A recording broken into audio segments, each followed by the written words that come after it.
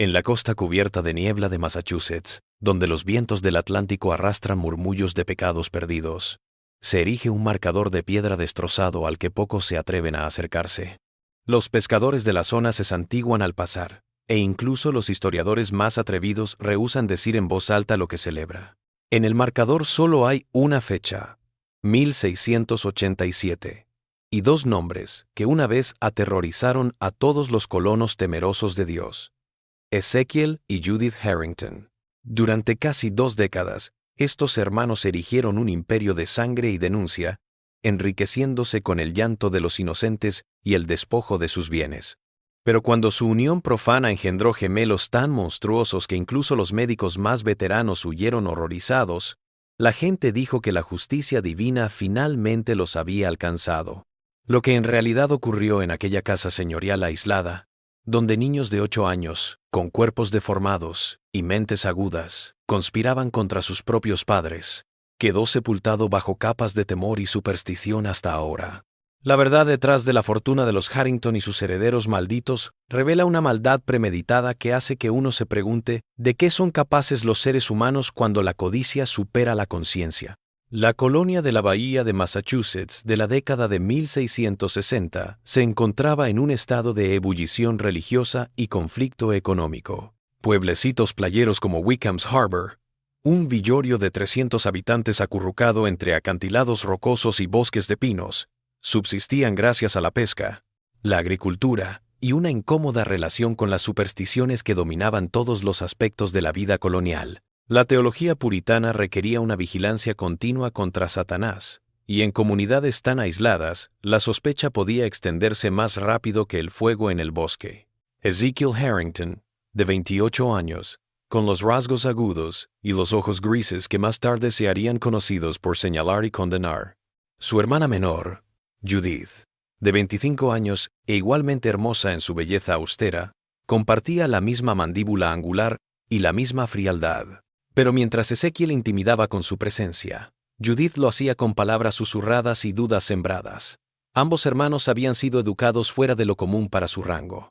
Su padre, un fallido comerciante de Boston, les había enseñado a leer, escribir y, sobre todo, a entender las leyes de propiedad y herencia. Cuando sus padres murieron de fiebre en 1663, dejando a los hermanos con poco más que una pequeña granja y deudas crecientes, se enfrentaron a las mismas sombrías perspectivas que tantos otros jóvenes colonos. Pero donde sus vecinos acudieron al trabajo honrado o al comercio, los hermanos Harrington vieron una oportunidad en la histeria creciente sobre la brujería. Las comunidades de Nueva Inglaterra habían empezado a usar cazadores de brujas, personas que decían tener la habilidad de reconocer a los servidores de Satanás. Estos hombres podían llegar a cobrar altas sumas por sus servicios, y lo que era más rentable, solían recibir partes de la propiedad confiscada al reo. El primer cliente de los hermanos fue el pueblo de Milford, a 2 días de camino tierra adentro, donde las malas cosechas y el ganado muerto al nacer habían abierto la puerta a las explicaciones sobrenaturales. Ezekiel se hizo pasar por un erudito conocedor de los signos de la brujería, y Judith por su ayudante, una maestra en encontrar marcas ocultas en el acusado. Su manera era brutalmente sencilla. Llegaban a un pueblo en dificultades, analizaban la forma en que se distribuía la riqueza y el poder, y luego acusaban en bloque a los más ricos, cuyas tierras serían más lucrativas una vez confiscadas. Su primera víctima fue la viuda Constance Fletcher, cuyo difunto esposo le había dejado un lucrativo molino de grano que algunos hombres locales deseaban. Bajo la dirección de los hermanos Harrington, se acusó a Constance de destruir la cosecha mediante una profanación con fuerzas oscuras. Las pruebas que aportaron parecían concluyentes. Marcas extrañas en su cuerpo, que se había infligido en secreto durante un examen forzado, el testimonio de los vecinos que juraban haberla oído murmurar palabras extrañas orquestadas por las hábiles insinuaciones de Judith, y el hecho innegable de que su molino seguía produciendo harina cuando los demás fracasaban, algo que se debía simplemente a su superior mantenimiento y ubicación. Constance Fletcher fue ahorcada el 15 de noviembre de 1664, y su molino fue repartido entre el pueblo y los hermanos Harrington en pago por sus servicios. Pero esto fue solo el comienzo de un proyecto que eventualmente involucraría a 8 comunidades diferentes y se llevaría 57 vidas inocentes en el transcurso de 15 años. Su matrimonio no fue producto del amor. Los matrimonios entre hermanos eran legalmente posibles en la época colonial si existían razones extremas, sino de un pragmatismo calculador. Para 1675, los hermanos poseían más de 15,000 libras en bienes, una fortuna enorme para los estándares coloniales. Tenían bienes en 9 localidades distintas, hipotecas sobre decenas de granjas y negocios, y registros contables de más de una década de actividad criminal. Su problema era de herencia y seguridad.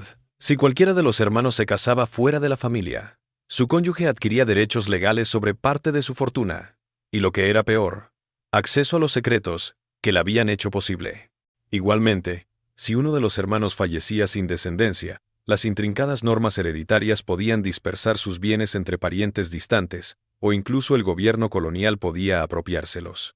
Su solución mostró el mismo pragmatismo despiadado que había definido toda su carrera. Ezequiel, el hermano mayor, se casaría con Judith en una ceremonia secreta oficiada por un ministro corrupto que habían chantajeado en un juicio por brujería en Salem Village. El matrimonio se mantendría en secreto ante el mundo, haciéndose pasar por socios de negocios solterones consagrados a Dios en el servicio de detectar y eliminar amenazas sobrenaturales. La boda clandestina se celebró el 21 de diciembre de 1675, solsticio de invierno, una fecha escogida por su simbolismo más que por superstición. La boda tuvo lugar en el sótano de su mansión, con solo el ministro corrupto y 2 sirvientes amenazados para que no revelaran nada presentes. La boda misma fue una parodia de la ceremonia cristiana, no una celebración de amor o unión espiritual, sino una estratagema legal para salvaguardar su fortuna y sus secretos compartidos. El embarazo, que se inició a principios de 1676, pareció confirmar la fe de los hermanos en su pacto sacrílego. La condición de Judith avanzó sin problemas durante los primeros meses, sin manifestaciones de complicaciones o anomalías. Los hermanos trajeron una partera experimentada de Boston y le pagaron extra para que se mudara a su mansión temporalmente y les diera el mejor cuidado. Pidieron platos exclusivos, remedios traídos de afuera. Mandaron hacer cunas iguales de caoba fina y ropa de cama de seda para unos niños llamados a heredar una fortuna. Pero a medida que el embarazo de Judith entraba en su último trimestre, comenzaron a aparecer señales sutiles de que algo iba muy mal. La primera señal llegó en el 7º mes, cuando Judith comenzó a sentir movimientos que la partera calificó de inusitados en violencia y sincronía. Sarah Whitcomb, la vieja partera que había ayudado en más de 300 partos, nunca había sentido tales movimientos en el vientre de Judith. En lugar de los movimientos usuales de patadas y giros del desarrollo normal, estos parecían mover a varias entidades en lo que solo podía llamar combate. «Es como si estuvieran peleando entre ellas», le dijo Sarah a su ayudante, una joven llamada Emma Prescott, que había llegado desde Boston para ayudar con lo que se esperaba que fuera un parto secreto y de rutina. He atendido partos de gemelos antes, muchas veces, pero nunca había sentido un movimiento tan violento. Es como si se estuvieran intentando matarse el uno al otro. Ezequiel se burló de tales temores como supersticiones de una vieja, pero en secreto se alarmó. Los hermanos habían invertido demasiado en este embarazo como para que algo saliera mal, y Ezequiel se puso a investigar, dispuesto a resolver cualquier problema que pudiera surgir. Compró todos los libros médicos que pudo encontrar en las colonias. Se carteó con médicos de Londres y Edimburgo. Habló con parteras de otras colonias para tomar notas sobre partos difíciles y anomalías. Lo que encontró en su investigación fue tanto tranquilizador como perturbador. Varios escritos verificaron que los embarazos gemelares solían presentar movimientos fetales más agresivos que los embarazos únicos, especialmente si los fetos rivalizaban por espacio y nutrientes en el útero. Pero varias fuentes también informaron sobre mayores riesgos relacionados con lo que llamaron parentesco cercano de los padres, tales como mayores tasas de mortinatos, anomalías físicas y deficiencias mentales en la descendencia superviviente. El parto, cuando finalmente llegó el 15 de marzo de 1677, duró 2 días y tuvo complicaciones que atormentarían a Sarah Whitcomb por el resto de su vida. Los gemelos que nacieron eran claramente deformes, con extremidades retorcidas en ángulos antinaturales, cráneos deformados con protuberancias óseas adicionales y cuerpos unidos por cinturones de tejido que conectaban sus torsos y posiblemente órganos internos. Lo que impactó a las parteras que asistían al parto fue darse cuenta de que estos bebés estaban conscientes y coordinados de una manera que parecía mucho más allá de su supuesto desarrollo. Se desplazaban con firmeza, tomaban objetos a su alcance y parecían comunicarse entre sí mediante sonidos y gestos que ninguna de las parteras supo descifrar. A pesar de sus deformidades extremas, los gemelos eran sorprendentemente inteligentes, incluso perturbadoramente inteligentes. Los niños, a quienes Ezequiel y Judith nombraron Gabriel y Rafael, nombres bíblicos con la esperanza de que esto los protegiera de una explicación sobrenatural de su condición, sobrevivieron a su difícil nacimiento y comenzaron a desarrollarse desafiando todas las predicciones sobre niños nacidos con deformidades tan severas. Para su primer cumpleaños era evidente que su inteligencia iba muy por encima de lo que se considera normal para su edad, incluso a medida que sus limitaciones físicas se hacían más evidentes. Los años 1677 hasta 1685 fueron los años de mayor poder de los hermanos Harrington y también el inicio de su mayor desafío. Al crecer, tanto Gabriel como Rafael pasaron de ser bebés a niños con deformidades físicas severas e inusual inteligencia, lo que generó necesidades que iban más allá de la atención médica. Los niños, pues eran gemelos varones a pesar de su extraña anatomía unida, necesitaban cuidados las 24 horas del día que hacían cada vez más difícil que los hermanos pudieran continuar con sus carreras públicas. Para cuando los gemelos cumplieron 8 años en marzo de 1685, se habían convertido en algo sin precedentes en la Massachusetts colonial. Niños severamente discapacitados, cuyas mentes rivalizaban con las de los adultos educados. Aunque no podían caminar ni hacer las cosas que hacen los niños, Gabriel y Rafael habían aprendido a leer solos a los 4 años, dominado las matemáticas elementales a los 5, y a los 7 discutían de filosofía como estudiantes de universidad. Pero lo más perturbador fue su creciente comprensión de lo que realmente eran sus padres. Los gemelos habían estado encerrados en la mansión toda su vida, supuestamente para protegerlos de miradas malvadas y miedos sobrenaturales, pero en realidad, para que nadie viera su condición y la asociara con el castigo divino por los pecados de sus padres. Pero este aislamiento les había abierto las puertas a las conversaciones más íntimas de sus padres, a sus registros financieros y a sus reuniones clandestinas para planificar sus negocios criminales.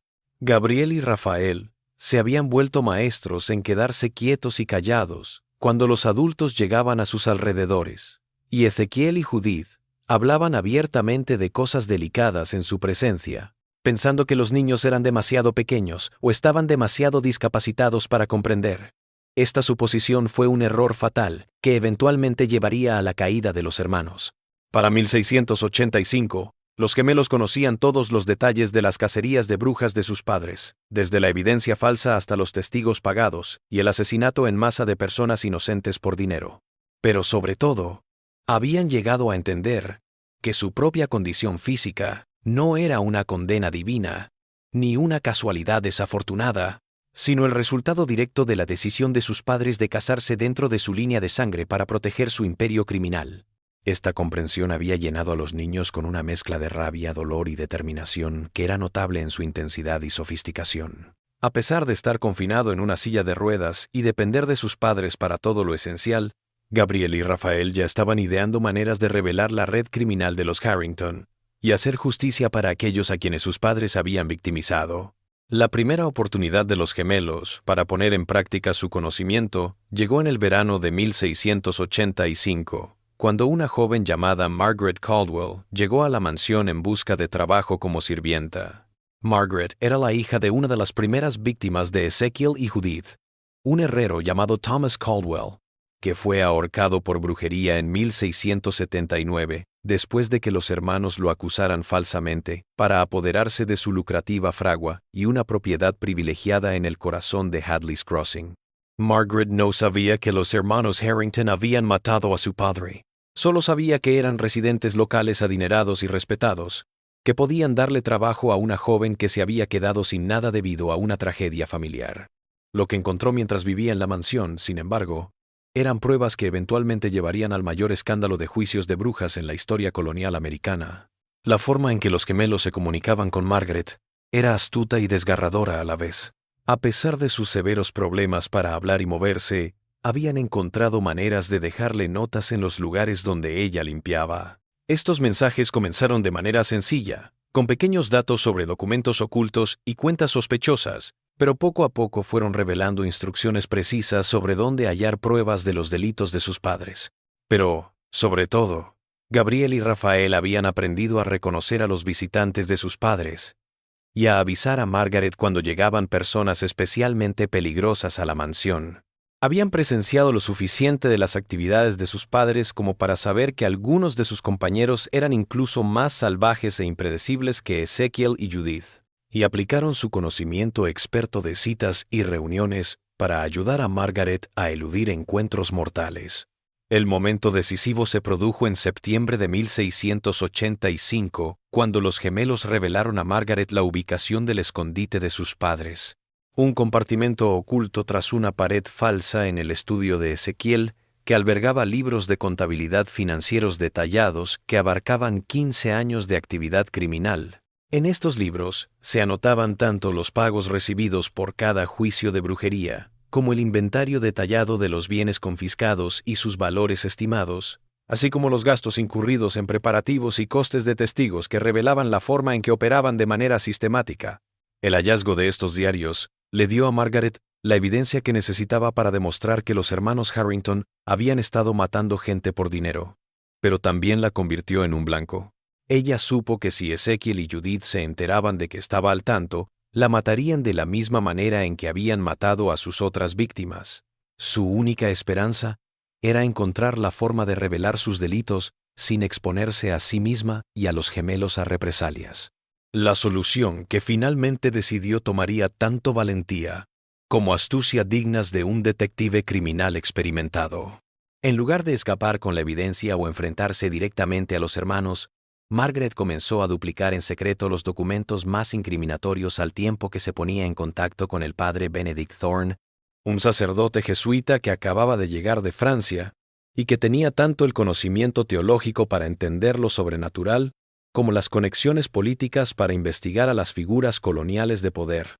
La búsqueda del padre Benedict Thorne sobre los hermanos Harrington comenzó con escepticismo y rápidamente se convirtió en horror al descubrir capa tras capa de maldad sistemática que había estado en funcionamiento sin control durante más de 2 décadas. La primera aproximación de Margaret Caldwell al sacerdote la había hecho con cautela, veladamente, pues sabía que acusar directamente a personas tan influyentes traería sobre ella los mismos medios de destrucción que habían empleado con otras víctimas.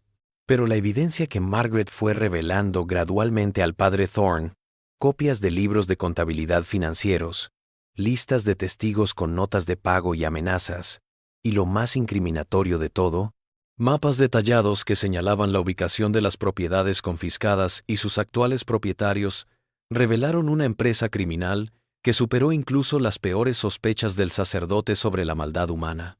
La formación de Fray Thorne en teología y filosofía natural lo convertía en la persona ideal para interpretar todo lo que Margaret había descubierto.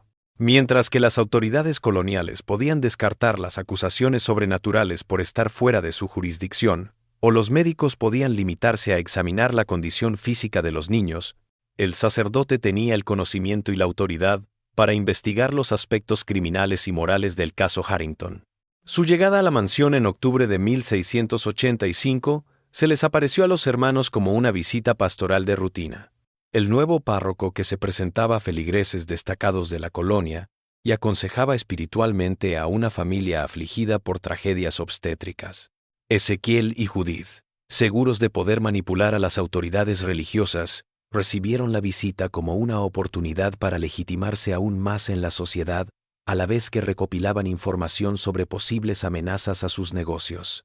Lo que no vieron venir fue la formación particular del padre Thorne en el reconocimiento del engaño y en el discernimiento de los efectos psicológicos y espirituales del mal sistemático. A los pocos minutos de ingresar a la mansión, el sacerdote sintió alteraciones atmosféricas que indicaban una corrupción espiritual, no sobrenatural, sino el sedimento psicológico de décadas de asesinato premeditado y perversión.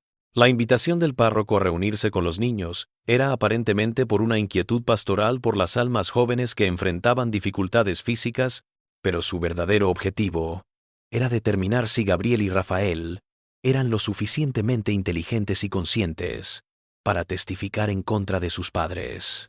Los informes de Margaret habían indicado que los gemelos eran conscientes de su situación en mayor medida de lo que sus padres imaginaban, pero el padre Thorne necesitaba comprobar sus habilidades antes de ponerlos en peligro, involucrándolos en su investigación. Cuando el padre Thorne finalmente llegó a las habitaciones de los niños, lo que vio allí superó incluso la descripción de Margaret en su mezcla de horror y esperanza.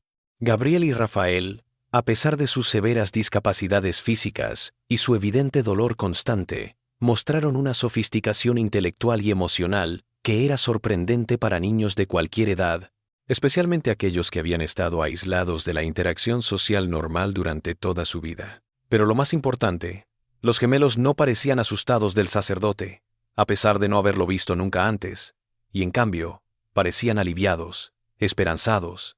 Parecía que habían estado esperando a alguien con la autoridad y el valor de enfrentarse a sus padres, y enseguida empezaron a revelar detalles sobre delitos que habían presenciado y pruebas que habían visto esconder o destruir. La capacitación teológica del padre Thorne había abarcado el ministerio a víctimas de atrocidades, y reconoció en estos niños la misma mezcla de sufrimiento, conciencia y esperanza desesperada que había visto en sobrevivientes de tortura y persecución. Pero, a diferencia de aquellos casos anteriores, en que las víctimas habían sido adultos que podían hablar y defenderse, Gabriel y Rafael estaban indefensos debido a sus discapacidades y dependían por completo de las mismas personas que los habían victimizado. La despedida del sacerdote de la mansión fue aparentemente cordial, pero todos captaron que se había iniciado una batalla. El padre Thorne había presenciado lo suficiente para confirmar sus sospechas sobre la condición de los niños y sus padres, y Ezekiel y Judith habían detectado en ellos una conciencia y una determinación que amenazaban con destruir sus vidas cuidadosamente edificadas. La búsqueda que el padre Thorne emprendió de regreso a Boston fue sistemática, completa, utilizando todos los canales de la red administrativa y de inteligencia de la Iglesia Católica. A diferencia de los códigos legales primitivos de las colonias individuales, la Iglesia tenía formas refinadas de reunir evidencias, interrogar testigos y armar casos contra personas poderosas que se consideraban por encima de la justicia humana. En 3 semanas, el padre Thorne había compilado un expediente sobre las acciones de los hermanos Harrington, incluyendo registros financieros de bancos coloniales, testimonios de familiares sobrevivientes de sus víctimas, y lo más condenatorio de todo, una confesión completa de Marcus Fletcher, un antiguo cómplice que había ayudado a plantar pruebas y entrenar testigos en juicios de brujería a cambio de dinero y protección contra sus propios problemas legales. La confesión de Marcus Fletcher expuso la magnitud de la empresa criminal de los Harrington, desde cómo elegían a sus objetivos hasta cómo fabricaban pruebas y sobornaban a funcionarios corruptos para obtener resultados favorables en el sistema judicial, pero lo más importante para el padre Thorne era que el juramento de Fletcher contenía detalles sobre la decisión de los hermanos de casarse entre ellos y sus conversaciones abiertas sobre el uso de la condición de sus hijos para aumentar aún más su riqueza a través de exhibiciones privadas a clientes ricos interesados en rarezas médicas. Este descubrimiento añadió otro elemento de horror a un caso ya aterrador. Ezekiel y Judith no solo habían matado a gente inocente por dinero, sino que habían tenido hijos en un incesto planeado para proteger su imperio criminal, y ahora iban a usar el dolor de sus propios hijos para ganar más dinero. Pero la mayor arma del padre Thorne en su guerra contra los hermanos Harrington eran los propios niños. Gabriel y Rafael, a pesar de su corta edad y debilidad física, tenían recuerdos claros de diálogos y sucesos que ofrecieron una corroboración esencial para la evidencia descubierta en los diarios de sus padres. Pero sobre todo, su evidente inteligencia y sentido moral los transformaron en testigos convincentes cuyo testimonio no podía descartarse como meras fantasías de mentes perturbadas. Las entrevistas con el sacerdote, en visitas clandestinas arregladas por Margaret Caldwell, destaparon un patrón de abuso y explotación sistemáticos que iban mucho más allá de la negligencia. Ezekiel y Judith habían mantenido a sus hijos fuera del mundo por sus propias reputaciones y habían aprovechado el aislamiento y la dependencia de los gemelos para experimentos psicológicos que buscaban probar los límites de la resistencia y la adaptabilidad humana. Gabriel y Rafael relataron décadas de procedimientos médicos dolorosos sin anestesia, de ser forzados a realizar trabajos mentales bajo amenaza de privación de comida o consuelo, de ser utilizados como especímenes para las teorías de sus padres sobre la conexión entre deformidad física y capacidad mental. Lo peor de todo, descubrieron que sus padres habían estado fotografiando y tomando notas de su progreso y comportamiento para vender informes detallados a médicos europeos que estudiaban los efectos de la endogamia en la descendencia humana. Los últimos meses de 1685 tensaron la mansión Harrington, mientras varias fuerzas convergían para amenazar el imperio de sangre y engaño de los hermanos. La investigación del padre Thorne ahora tenía evidencia irrefutable de sus delitos, pero tenía que encontrar una manera de revelarlos sin provocar una reacción violenta que pudiera poner en riesgo a los niños y otros posibles testigos. Mientras tanto, Gabriel y Rafael se habían vuelto más atrevidos en su participación en la caída de sus padres, aprovechando su estatus como inválidos confinados para espiar y registrar eventos que incluso Margaret Caldwell no podía presenciar con seguridad.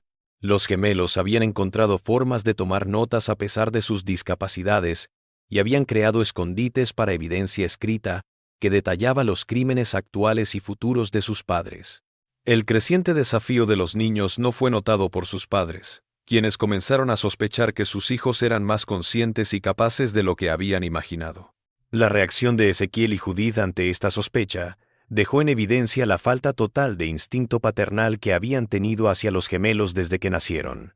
En vez de orgullo por la inteligencia de sus hijos o preocupación por su seguridad, los hermanos vieron la creciente independencia de Gabriel y Rafael como una amenaza a su seguridad. La crisis que acabaría por hundir toda la empresa criminal comenzó a principios de diciembre de 1685, cuando Ezequiel se percató de que alguien había estado husmeando en sus registros financieros secretos. Rasguños en las paredes falsas, bisagras ocultas, huellas de polvo movido en sus archivos más confidenciales. Alguien estaba entrando en sus archivos repetidamente. Aún más perturbador fue darse cuenta de que quienquiera que hubiera entrado tenía el conocimiento para llevarse las pruebas más condenatorias. Páginas que aludían abiertamente a sobornos, intimidación de testigos, fraude inmobiliario, todas ellas señaladas con puntitos de lápiz invisibles al ojo no entrenado, pero reveladores de un estudio cuidadoso. La primera sospechosa de Ezequiel fue Margaret Caldwell, la sirvienta de la casa, quien tenía tanto la oportunidad como el motivo para espiar a sus empleadores.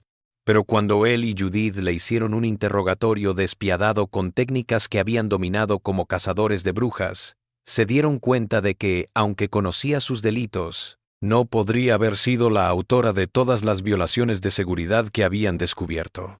La idea de que sus propios hijos habían estado reuniendo pruebas en su contra durante meses estaba tan fuera de su marco de referencia psicológico que ninguno de los hermanos pensó en ello al principio.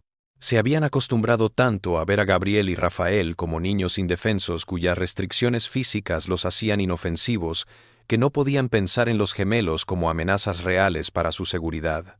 Esta ceguera a lo que sus hijos podían hacer finalmente les costaría todo lo que habían construido. Ezequiel y Judith seguían sospechando de amenazas externas, como Margaret Caldwell y el padre Thorne, pero Gabriel y Rafael continuaron reuniendo información de manera cada vez más sofisticada y atrevida. Los mellizos habían creado formas de comunicarse y de sincronizarse, aunque estuvieran lejos el uno del otro la mayor parte del tiempo. Se comunicaban mediante mensajes cifrados, sonidos y hasta manipulando objetos del hogar para transmitirse información y planear sus siguientes pasos. Sus discapacidades físicas, que sus padres consideraban garantías de indefensión, en realidad los habían forzado a desarrollar habilidades intelectuales y observacionales muy superiores a las de los niños promedio de su edad. Para mediados de diciembre de 1685, Gabriel y Rafael habían reunido pruebas no solo de los crímenes anteriores de sus padres, sino también información sobre futuras operaciones planificadas. Se enteraron de que Ezequiel y Judith se estaban preparando para extender sus operaciones al valle del río Connecticut, donde las recientes incursiones indias habían avivado tensiones locales que podían explotarse para enriquecerse, acusando de pacto sobrenatural con fuerzas enemigas. Lo que estaba más en juego era que los gemelos se enteraran de que sus padres estaban conspirando para deshacerse de ellos como posibles testigos y amenazas a la seguridad. Gabriel y Rafael Habían oído hablar de accidentes mortales que les ocurrían a los niños discapacitados en pleno invierno, y habían visto a sus padres hacer preparativos que parecían indicar que pensaban deshacerse de ellos antes de que llegara la primavera. La reacción de los niños ante esta amenaza demostró tanto su inteligencia como su conocimiento de la psicología de sus padres. En vez de huir o alertar al padre Thorne del peligro inminente, Gabriel y Rafael intensificaron su labor de reunir evidencias y preparar una confrontación final que revelaría toda la extensión de la maldad de sus padres. Su plan era sutil, pero brutal. Utilizarían las propias tácticas de sus padres en su contra, creando una situación que obligaría a Ezequiel y Judith a mostrar su verdadera naturaleza frente a testigos con el poder y la credibilidad para garantizar la justicia. Los gemelos sabían que su forma física los haría incapaces de sobrevivir a un enfrentamiento directo con sus padres, pero estaban dispuestos a morir si con ello lograban revelar los crímenes que se habían llevado la vida de decenas de personas inocentes. Su oportunidad llegó el 21 de diciembre de 1685, el 10º aniversario de la boda clandestina de sus padres, un día que Ezequiel y Judith siempre celebraban en privado, mostrando más de sus verdaderas naturalezas que en cualquier otro momento. Este ritual anual, que los hermanos consideraban una celebración de su exitosa asociación en el crimen, les dio a Gabriel y Rafael la cobertura perfecta para hacer su último movimiento. El plan de los mellizos exigía una sincronización perfecta, una dedicación absoluta y un valor que habría sido admirable en adultos, y mucho menos en niños que nunca habían vivido fuera de su prisión doméstica. Pero Gabriel y Rafael se dieron cuenta de que tenían algo que sus padres nunca habían tenido: la claridad moral de la injusticia sufrida y la inteligencia para convertir esa claridad en acción. Lo que sucedió el 21 de diciembre de 1685 fue ejecutado con la precisión de meses de planificación por parte de dos niños de 8 años que nunca tuvieron una infancia, sino que desarrollaron la mente estratégica de un investigador experimentado. El plan de Gabriel y Rafael se basaba en su conocimiento interno de las formas en que operaban sus padres, las personas que eran, los crímenes que cometían y las formas en que Ezequiel y Judith los subestimaban continuamente. Los mellizos habían acordado que el padre Thorne llegara a la mansión por la noche, mientras sus padres realizaban su habitual celebración de aniversario, un ritual privado en el que revisaban su fortuna, leían extractos de sus listas de víctimas y planificaban futuras operaciones. Esta fiesta, que los hermanos pensaban que era secreta, en realidad se celebraba en una habitación justo encima de las habitaciones de los niños, y Gabriel y Rafael habían estado escuchando estas lecturas anuales de maldad durante años. La tensión en la mansión esa tarde de diciembre era casi palpable mientras Ezequiel y Judith se preparaban para su 10º aniversario.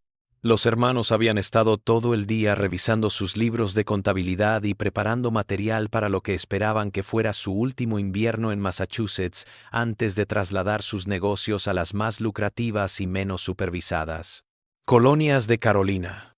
Ya habían vendido parte de sus bienes en Nueva Inglaterra y estaban listos para asumir nuevas identidades para seguir con su negocio criminal en lugares donde aún no eran conocidos.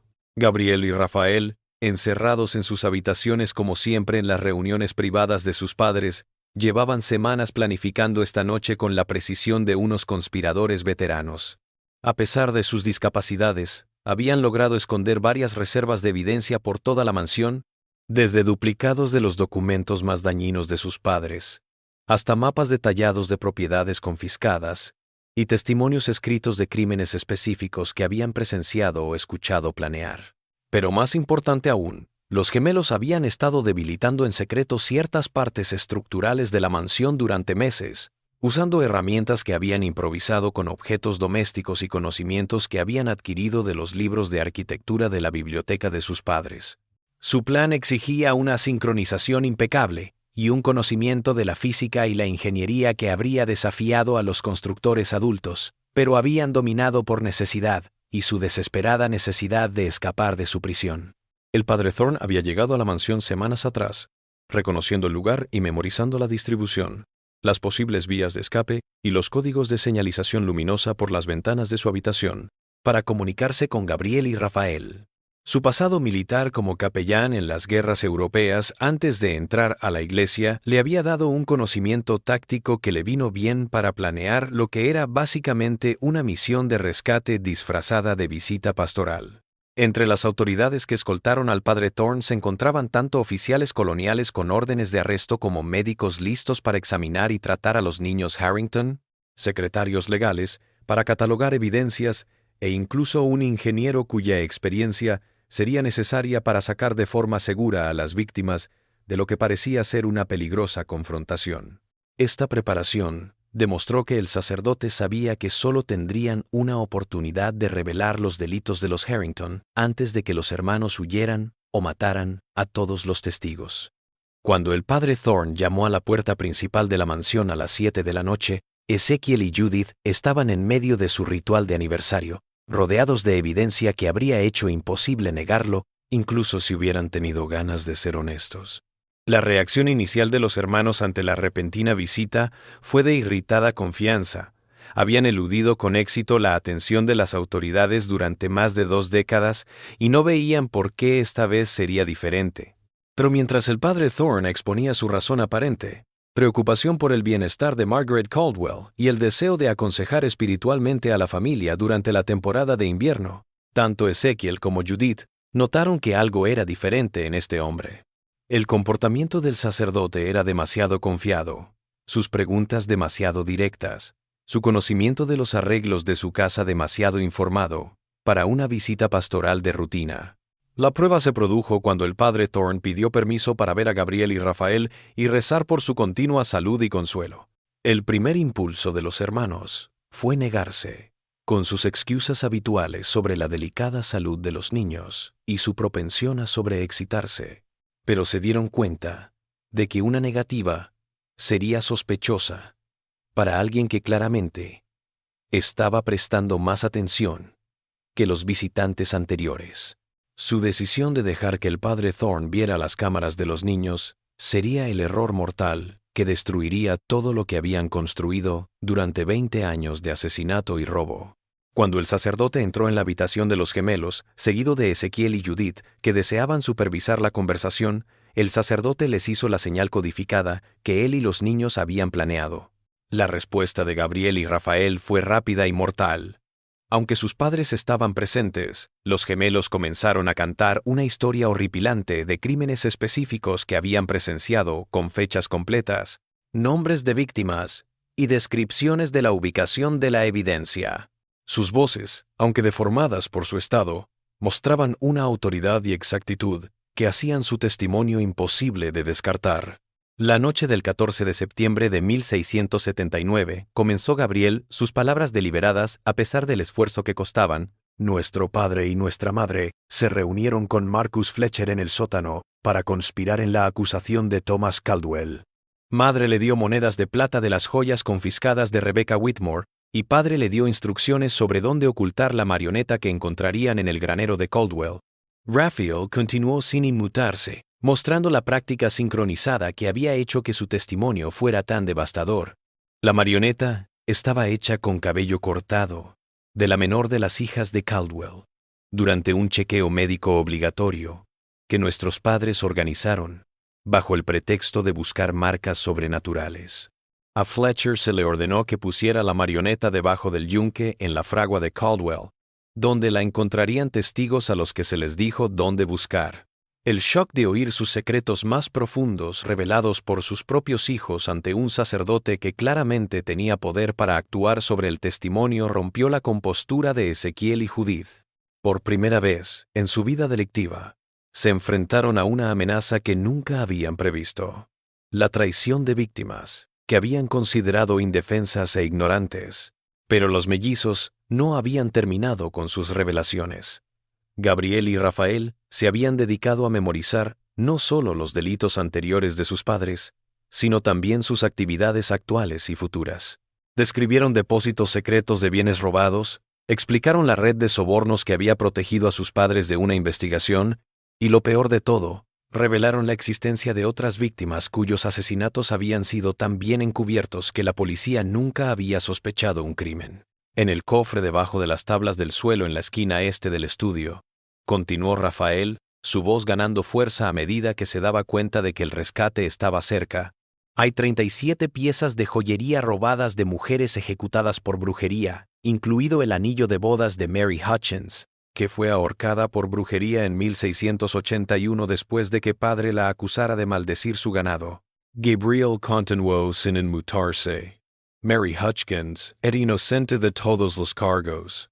El padre mató a su vaca con veneno, que compró a un comerciante de Boston, y dijo que la muerte del animal era evidencia de interferencia sobrenatural.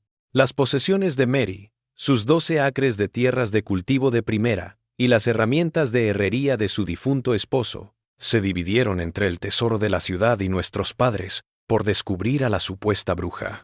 La exactitud del testimonio de los niños, su evidente inteligencia y la evidencia física de su horrible estado hicieron un caso imposible de ignorar o explicar para cualquier persona razonable. El padre Thorne había traído consigo la autoridad legal para investigar los crímenes de los Harrington, testigos indiscutibles y la forma de documentar cada palabra de las confesiones de los gemelos. La reacción de Ezekiel y Judith a esta impactante revelación mostró la falta total de emoción humana normal que había definido toda su empresa criminal. En vez de conmoción, arrepentimiento o preocupación por el destino de sus hijos, los hermanos inmediatamente comenzaron a planear cómo deshacerse de los testigos y huir de la justicia.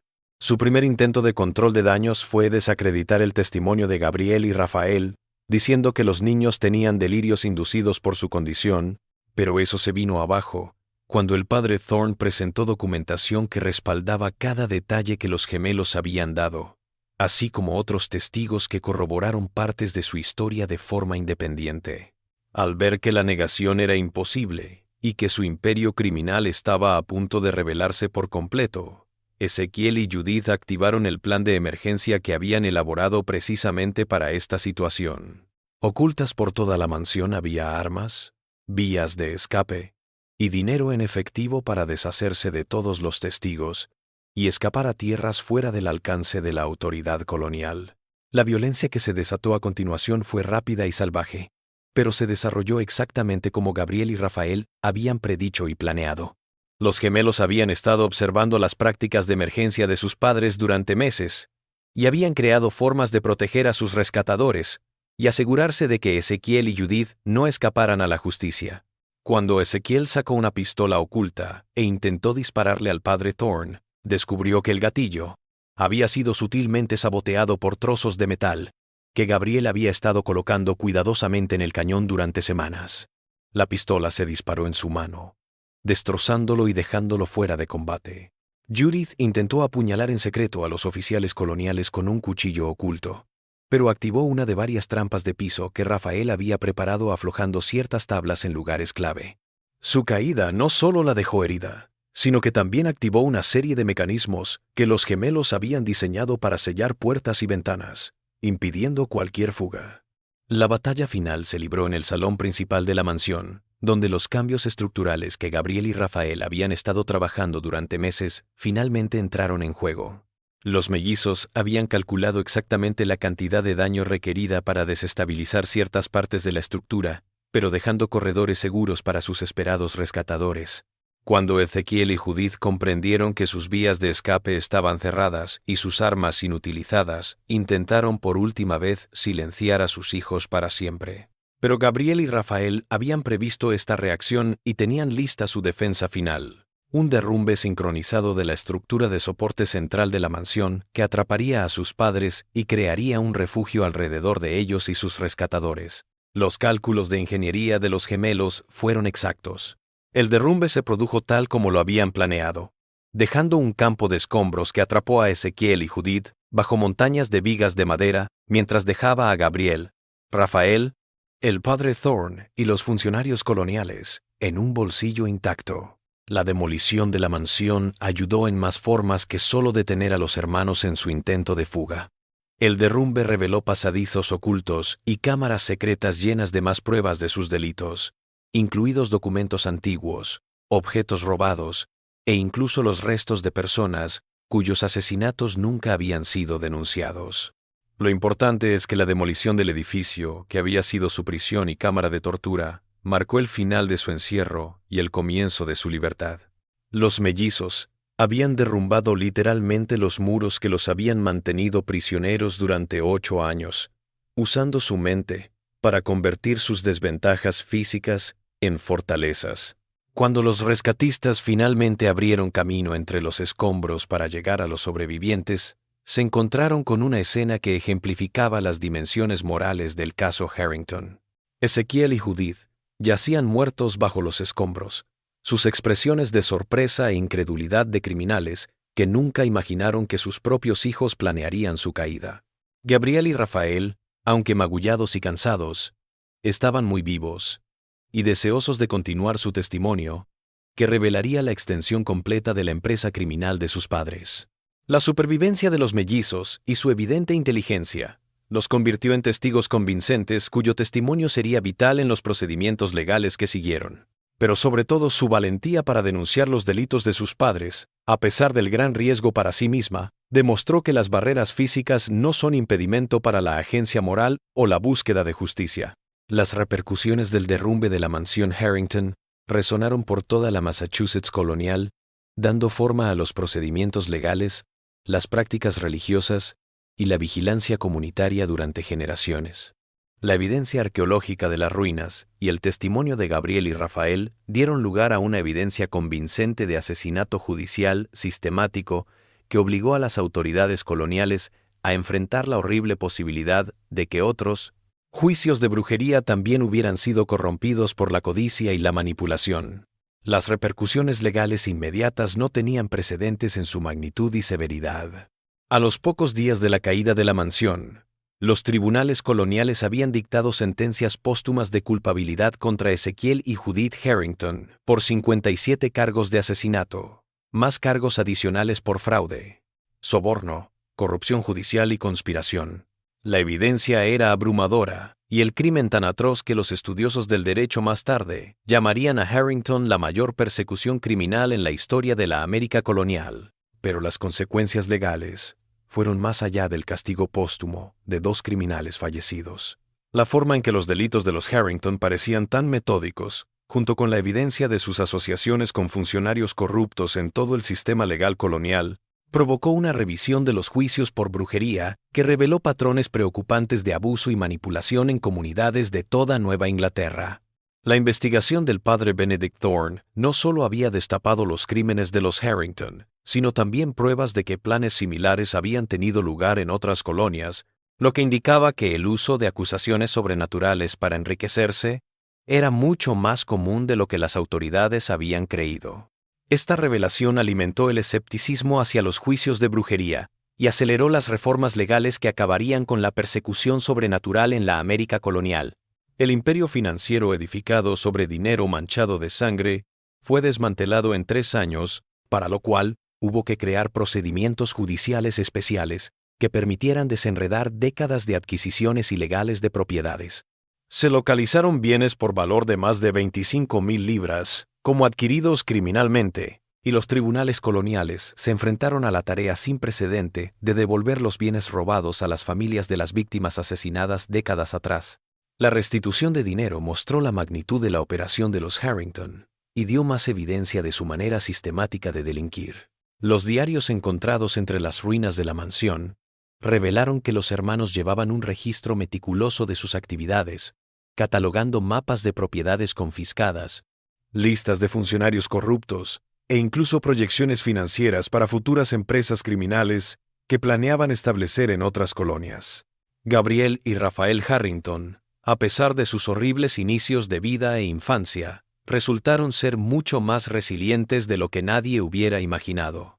Bajo la mirada experta del médico real traído de Londres, el Dr. William Harvey, no solo sobrevivieron a su trauma, sino que comenzaron a florecer de maneras que desafiaron el entendimiento actual del desarrollo humano. El primer examen del Dr. Harvey a los gemelos mostró que su estado físico, aunque crítico, no era tan restrictivo como sus padres habían informado. Mucha de su indefensión percibida había sido inducida artificialmente por negligencia intencional y manipulación psicológica para hacerlos dependientes y controlables. Con cuidados médicos, nutricionales y fisioterapéuticos, tanto Gabriel Como Rafael, mejoraron significativamente su movilidad y estado de salud, pero sobre todo sus habilidades intelectuales, que desde muy temprano mostraron potencial, finalmente se desarrollaron al recibir la educación y estimulación social que necesitaban. A los pocos meses de ser rescatados, los mellizos leían a niveles que superaban a la mayoría de los adultos, con habilidades matemáticas que asombraron a los profesores universitarios y artísticas que atrajeron la atención de los eruditos de todas las colonias. Los registros minuciosos del Dr. Harvey sobre su desarrollo se transformaron en textos clásicos de la naciente psicología médica, mostrando que la inteligencia no dependía de la apariencia o condición física. Sus informes desafiaron las ideas preconcebidas sobre la discapacidad y la inteligencia, demostrando que el cuidado y la educación apropiados podían liberar un potencial sorprendente incluso en los casos más difíciles. El testimonio de los gemelos siguió siendo fundamental en los procesos legales que siguieron a su rescate. Sus recuerdos claros de lo que sus padres habían dicho y hecho ayudaron a confirmar la evidencia en papel y a armar casos contra docenas de cómplices sobrevivientes que habían ayudado en los crímenes de los Harrington a lo largo de los años. Pero tal vez, lo más crucial, fue que su evidente inteligencia y rectitud los transformaron en testigos convincentes cuyos testimonios no podían descartarse como fantasías o invenciones. El examen psicológico de Gabriel y Rafael, llevado a cabo por el Dr. Harvey y sus compañeros, no mostró el daño psicológico que uno esperaría de sus experiencias tempranas. A pesar de décadas de aislamiento, maltrato y manipulación psicológica, los gemelos mostraron una estabilidad emocional y moral que parecía indicar una resiliencia innata que los había protegido de los peores efectos de su experiencia. Esta resistencia fue vital mientras Gabriel y Rafael se ajustaban a la vida fuera de su prisión y se integraban a la sociedad colonial. Su apariencia los hizo motivo de curiosidad y temor, pero su inteligencia y dignidad pronto se ganaron el respeto de aquellos que se molestaron en conocerlos como personas y no como fenómenos de la medicina.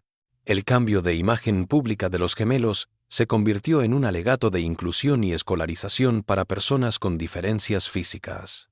El éxito de Gabriel y Rafael, superando sus limitaciones, demostró que el potencial humano no podía medirse por su apariencia física y que la sociedad ganaba cuando todos tenían la oportunidad de aportar sus habilidades y perspectivas. Sus vidas adultas fueron tan extraordinarias como horrible había sido su infancia. Gabriel se transformó en un reconocido jurista cuyos textos sobre evidencia, protección de testigos y corrupción judicial marcaron la jurisprudencia colonial por décadas. A pesar de su discapacidad, se convirtió en un asesor buscado en casos criminales difíciles y ayudó a desarrollar los primeros procedimientos protocolizados para proteger a los niños testigos en los tribunales.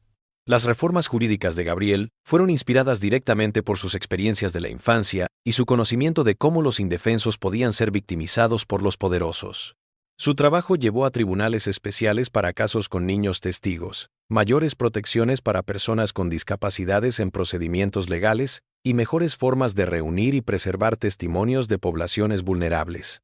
Raphael adaptó su experiencia para hacerse médico y dedicarse a niños con deformidades y víctimas de abuso. Su manera de ejercer la medicina revolucionó la forma de atender a los pacientes como seres humanos integrales en vez de como un conjunto de síntomas, y su tratamiento se basó en la dignidad, la educación y la reintegración social en vez del aislamiento y la vergüenza. El médico Raphael Harrington, como llegó a ser conocido en toda la comunidad médica, fundó la primera escuela en la América colonial para niños con discapacidades. Su escuela probó que las discapacidades físicas no eran barreras para el desarrollo intelectual y que, con el apoyo y la educación apropiados, la gente con discapacidades podía hacer aportes a la sociedad. El éxito de la escuela desafió las concepciones prevalecientes sobre la discapacidad y la educación en todas las colonias, lo que llevó a la creación de escuelas similares y contribuyó a un cambio social más amplio en la manera en que las sociedades trataban a sus miembros más vulnerables. La pedagogía de Rafael hizo hincapié en el potencial que reside en cada persona y en el deber de la sociedad de darle la oportunidad de desarrollarse. Ambos mellizos se casaron y tuvieron descendencia. Sus hijos no heredaron la corrupción moral de sus abuelos ni los problemas físicos de sus padres. Las anomalías genéticas que habían surgido de la unión incestuosa de Ezequiel y Judith no eran hereditarias, y tanto Gabriel como Rafael pudieron romper el ciclo de miseria que había marcado sus primeros años. Que los gemelos hayan logrado formar familias tan amorosas y estables fue especialmente notable considerando sus infancias traumáticas. Su habilidad para establecer relaciones sanas y criar hijos adaptados demostró que ni siquiera el trauma más extremo en la infancia tiene por qué marcar el destino de una vida entera si se ofrece el apoyo e intervención adecuados. El caso Harrington revolucionó la forma de entender la dinámica familiar, el desarrollo infantil y las consecuencias a largo plazo del abuso. La recuperación de Gabriel y Rafael y sus posteriores éxitos fueron una prueba de que la resiliencia y la curación eran posibles incluso en las circunstancias más extremas, si las víctimas recibían la atención y el apoyo adecuados. La investigación del padre Thorne también dejó un impacto permanente en las instituciones religiosas y legales de toda la América colonial. La forma en que el sacerdote reunía evidencias, protegía a los testigos y armaba casos en contra de criminales poderosos sirvió como modelo para futuras investigaciones y ayudó a desarrollar protocolos que darían forma a la aplicación de la ley por generaciones. El informe de caso de Harrington del padre Thorne se convirtió en una lectura obligatoria para estudiantes de derecho y líderes religiosos, ilustrando cómo el mal institucionalizado podía prosperar cuando las comunidades no supervisaban a sus instituciones y líderes. Su labor ayudó a realizar cambios en la forma en que se gobernaba tanto civil como eclesiásticamente, reforzando las salvaguardas contra el abuso de poder. El lugar de la mansión Harrington fue declarado lugar histórico por el gobierno colonial. Sus restos se dejaron intactos como un recordatorio de lo fácilmente que la justicia puede pervertirse cuando los pueblos permiten que el miedo y la superstición ahoguen el pensamiento racional y el coraje moral. El monumento, financiado con el dinero recaudado tras la venta de las tierras confiscadas a los Harrington, se convirtió en un lugar educativo, donde la gente podía informarse sobre los peligros del poder sin control y sobre la necesidad de defender a los más débiles. El sencillo marcador de piedra que todavía se encuentra en pie hoy en día lleva la fecha de la muerte de los hermanos y una inscripción que Gabriel y Rafael habían encargado. Aquí yace la prueba de que el mal no es sobrenatural. Es una decisión humana que pueden hacer personas normales que prefieren la comodidad a la conciencia. Que todos los que por aquí pasen recuerden que la justicia es el coraje de los que no quieren callar ante la injusticia. Tal vez lo más importante es que el caso Harrington dejó claro que los niños, sean cuales sean sus circunstancias físicas o sociales, tienen dignidad y agencia moral y deben ser tratados con respeto. El valor de Gabriel y Rafael, al revelar los delitos de sus padres, de quienes dependían por completo para su supervivencia, desafió las ideas de la época sobre la infancia, la discapacidad y la responsabilidad moral. Su historia se volvió un caso para los derechos y protecciones infantiles que darían forma a los desarrollos legales y sociales en toda la historia americana. El descubrimiento de que los niños podían ser víctimas de maltrato y a la vez agentes de su propia liberación ayudó a desarrollar las ideas de infancia centradas en la protección, la educación y el respeto a la dignidad de la persona. El impacto de los gemelos trascendió su tiempo para informar conversaciones más amplias sobre los derechos de las personas con discapacidad, la defensa de las víctimas y la prevención del abuso institucionalizado. Su prueba de que la discapacidad física no es una barrera para el desarrollo intelectual o moral, desafió los prejuicios de siglos y abrió la puerta a ideas más inclusivas del potencial humano y la responsabilidad social.